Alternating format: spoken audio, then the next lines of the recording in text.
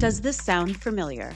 You send a detailed statement of work, days pass, and nothing. You follow up in here, we're still reviewing. More days pass, more silence. Or worse, they responded, but everything scoped is on the table for renegotiation. By the end of the conversation, the deal will barely cover your costs. Approximately 2/3 of B2B non-responses have nothing to do with price or timing. They stem from what the document communicated or failed to communicate about whether you understand your buyer's world. Sending a statement of work and receiving silence is one of the most demoralizing feelings in professional services, and that's the efficiency we're fixing. Hi, I'm Summer, founder of Driven Connection, and we help eliminate inefficiencies that impact profitability, expansion, and people. Before I show you the framework, let's align on what a statement of work is, because most small and medium businesses treat it as a sales document. That framing leaves money on the table. A statement of work, or SOW, isn't only a list of what you'll do. It's the first demonstration of how you operate. Every section signals something to the buyer before you ever sign a contract. The problem statement tells them whether you understood the conversation. The scope definition tells them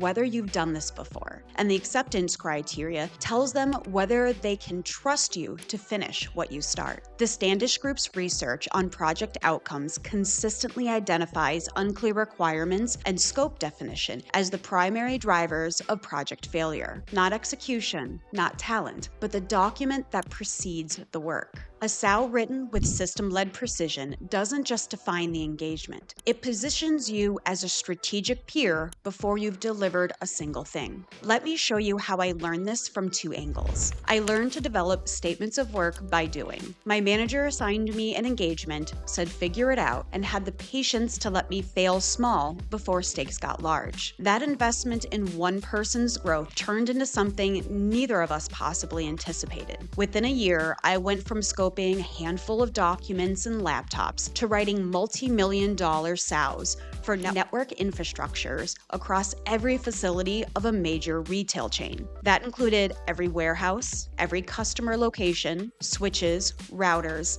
and sometimes mission-critical cabling. Engagements where a scoping error didn't mean a scope conversation. It meant a failed deployment. That experience shaped how I think of SOWs, the risk instruments before the revenue instruments. The education that changed how I write SOWs most came from sitting on the other side of the table. When I moved into leadership roles where I was the one hiring vendors, I spent thousands of hours reviewing proposals, tearing them apart section by section. Not to be difficult, but because a vague document on a large engagement isn't just sloppy, it's a liability. From that position, I saw clearly what most founders sending SOWs never see, what a buyer's actually thinking when they open your document, and what sends them straight into silence. So if SOWs fail this often, what's actually causing the silence? There's 3 things. There are 3 reasons a well-intentioned SOW produces silence, renegotiation, or a deal that erodes the moment it's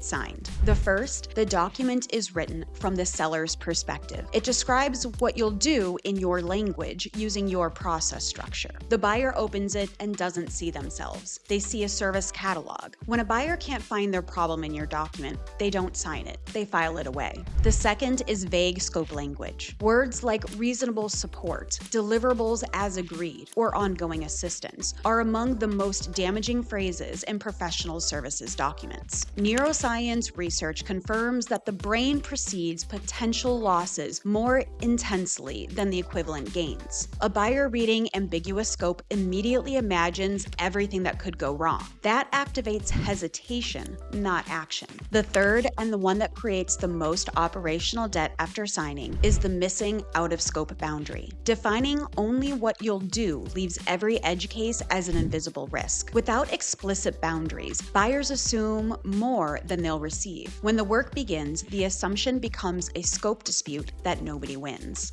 Those are the structural failures. Let me show you the language that's killing your deals. The language inside your SOW is doing psychological work before the buyer makes a conscious decision. 95% of purchasing decisions, according to Harvard Business School research, are subconscious. Buyers justify with logic after the emotional response has already happened. Here's what that means in practice with professional logic applied directly. Replace reasonable support will be provided with up to 4 structured sessions, each 60 minutes, delivered over 90 days. One is an open commitment with no ceiling. The other's a protected boundary. Next, try replacing the fee for these services is with your investment in the solution is. The single word shift reframes cost as return.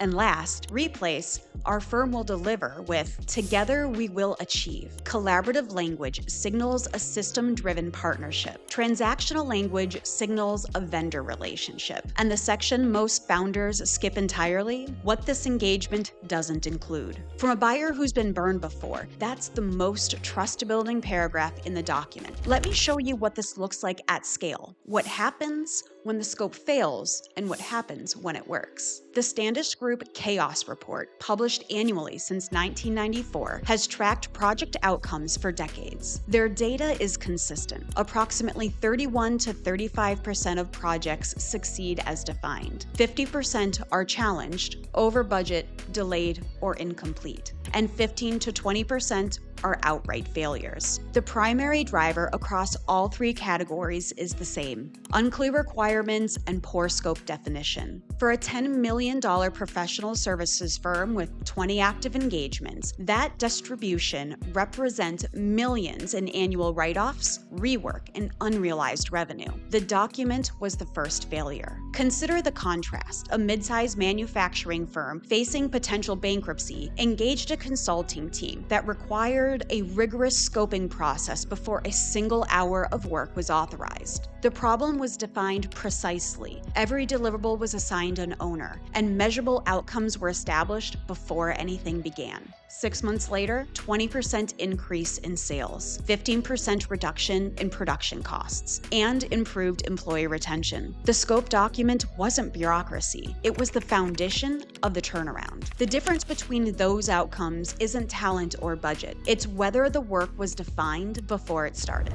Today's activity is the Project Charter, a system-led framework for building a 2 to 3 page SOW that closes faster, scopes tighter, and protects your margins before work begins. A quick important note: this framework doesn't account for required legal language that's project-specific or scale-specific. Language that can extend a SOW significantly and is necessary part of the process, especially for larger or more complex engagements. What the Scope Charter defines are the 7 core sections that have the greatest impact on whether a buyer says yes or whether your margin survives the engagement. These sections set the stage, and the legal detail follows once you've moved forward. Leading consultancies consistently recommend a maximum of 2 to 3 pages for a core scope document, not because detail doesn't matter, because density signals confidence, length signals uncertainty. Each of the 7 sections does psychological and operational work simultaneously. Section 1,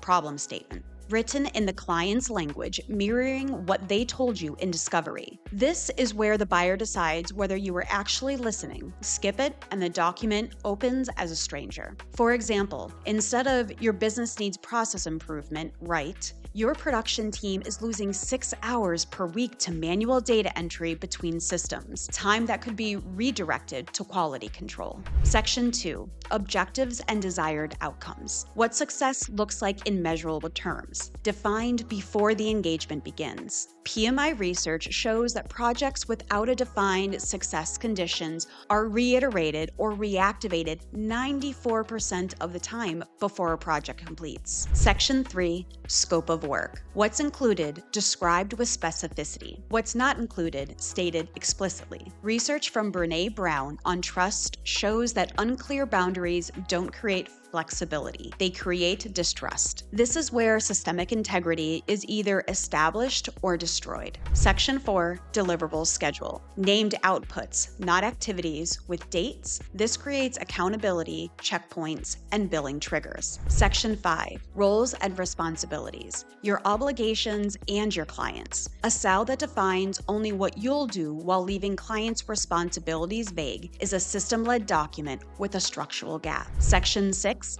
Acceptance Criteria. What done means defined before anyone starts. This eliminates end-stage disputes. Section 7, Investment and Change Order Process. Frame the fee as investment, not cost. Embed this clause directly. Any work outside the defined scope will be documented, priced, and approved by a change order before commencement. That single sentence prevents the majority of margin erosion events. An example clause looks like, this SOW covers implementation of a CRM system as scoped, customizations, integrations beyond Salesforce and Outlook, and post-launch training beyond the 4 scheduled sessions will require a change order processed within 5 business days. A strong SOW isn't the end of a process, it's the beginning of a governance system. Scope creep affects 52% of all ongoing projects per PMI research. Projects that experience significant scope creep exceed budgets by an average of 189%. That doesn't happen because clients are unreasonable. It happens because the change order culture was never established in the document that opened the engagement. Founders who protect their margins aren't the ones who charge more. They're the ones who build system-led boundaries before the work begins. Every hour absorbed without a change order is operational debt. Small individually, catastrophic compounded across project portfolios. After each engagement closes,